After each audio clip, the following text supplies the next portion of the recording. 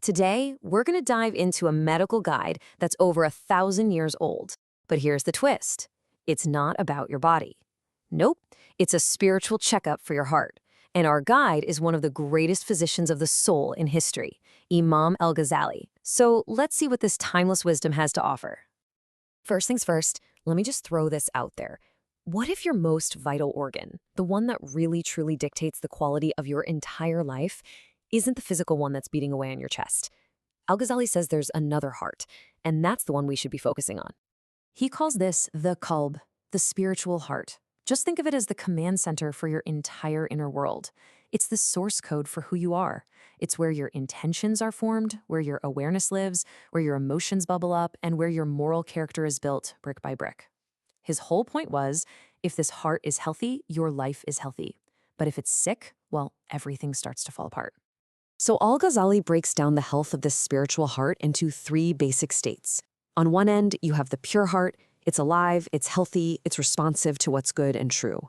On the other extreme, you've got the dead heart, completely shut down, unresponsive. And then there's the state where most of us probably live most of the time, the diseased heart. It's not dead, but it's definitely impaired, unwell, and, you guessed it, in serious need of a cure. Okay, so the big question is, how do you even know if your heart is unwell? And that brings us to the first crucial step, diagnosis. Before we can treat anything, we have to learn to identify the symptoms of these spiritual ailments. I mean, Al-Ghazali's work is basically a massive medical textbook for the soul. He cataloged dozens of these inner diseases. For our purposes here, we're just going to zoom in on 2 that are, frankly, everywhere in our world today.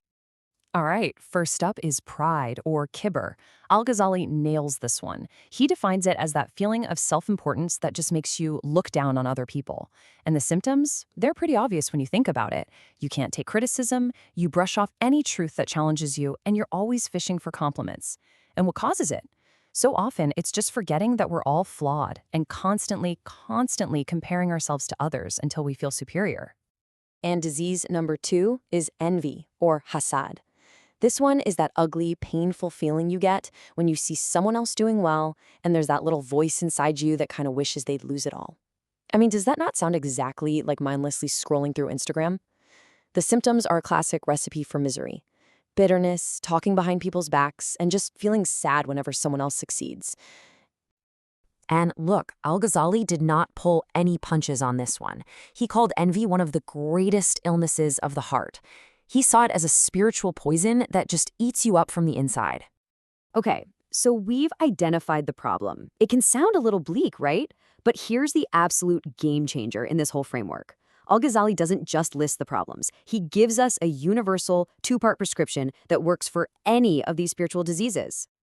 It's this really elegant 2-step remedy. Step 1 is knowledge. You have to sit down and truly intellectually understand the disease. You have to get its causes, see its symptoms in yourself, and, this is key, recognize the damage it's doing to you. And then there's step 2, action. This is where the rubber meets the road. You have to actively, deliberately force yourself to do the exact opposite of what the disease is screaming at you to do. And here's the thing, you absolutely cannot have one without the other. They have to work together. Just knowing that envy is bad for you, that's useless if you don't do anything about it. And just blindly going through the motions without understanding why, that's not going to change you. The knowledge is your map, and the action is you actually taking the journey. Right, so this all sounds good in theory, but what does it actually look like to put it into practice? Let's take that 2-step cure and apply it directly to one of the diseases we just talked about. Let's go back to envy. So imagine that feeling again. Your heart is all twisted up with bitterness, and your first impulse is to find something negative to say about that person. Here's the cure. Step 1, knowledge. You stop, and you force your mind to recognize this envy is only poisoning me. It's not hurting them one bit. Step 2, action. Now you do the complete opposite of what your envy wants. You force yourself, and yeah, it feels forced at first, to congratulate that person. You find a chance to praise them to somebody else.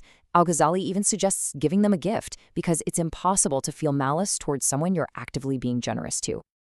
And you gotta understand, this isn't a magic pill. It's not a one-and-done kind of thing. The whole point is to retrain your heart. You're building new muscles. By consciously choosing and repeating the opposite action over and over again, you weaken the disease and you build a new, virtuous habit. You are literally rewiring your spiritual self. So you might be thinking, why are we digging up a 1,000-year-old guide in our crazy modern world?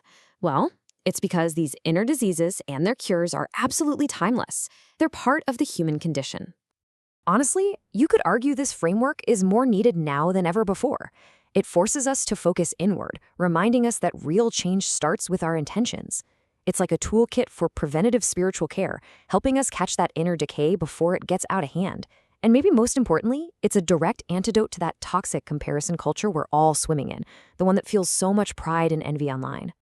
But let's be real, this isn't about becoming perfect tomorrow. As al-Ghazali himself said, this is a lifelong process. It's just like going to the gym. You don't just get healthy once and then stop. Spiritual health requires constant attention, constant checkups, and constant effort. And that really leaves us with one final big question to chew on. In our age of endless noise, endless distraction, where everything is designed to pull our attention outward, is it possible that the quiet, focused, internal work of taking care of our heart is the most urgent and important task we have?